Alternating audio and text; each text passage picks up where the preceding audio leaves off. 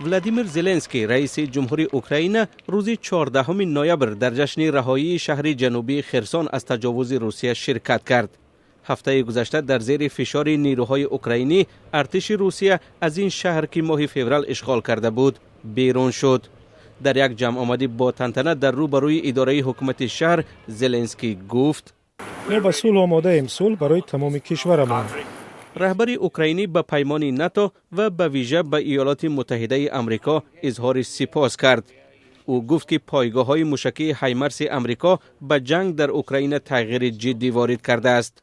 مردم زیاد با پرچم‌های اوکراینی به پیشواز زلنسکی برآمده بودند. خرسون در روزهای اول حمله روسیه به اوکراین اشغال شده بود. هفته گذشته روسیه 30,000 نظامیش را از خرسون بیرون کشیده در ساحل مقابل رود دنیپر مستقر نمود. خبرنگار ریترز که روز دوشنبه به خرسون سفر کرد میگوید که خدمات شهر نظم و ثبات و حیات معمولی را برقرار میکنند. ما باید ترغیبات روسیه را برکنیم و این کار را با خرسندی اجرا میکنیم. ما در اینجا شعارهای اوکراین را جای میدهیم. І тут на цьому місці будуть бігборди з символікою України. فعلا شهر خرسون از آب و برق و اینترنت محروم است، ولی ساکنان میگویند که از همه مهم آزادی است.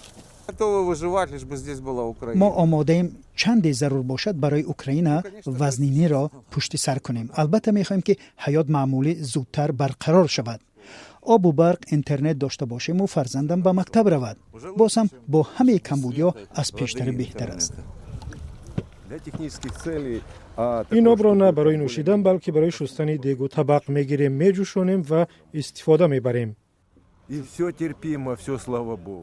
مثل آن روزهای اخیر مخابرات مابلی شهر خرسون به طور منظم کار نمی کند، ولی ساکنان خرسون به خبرنگار ریترز اظهار امید کردند که آزادی باشد روزگار آنها نیز آباد خواهد شد.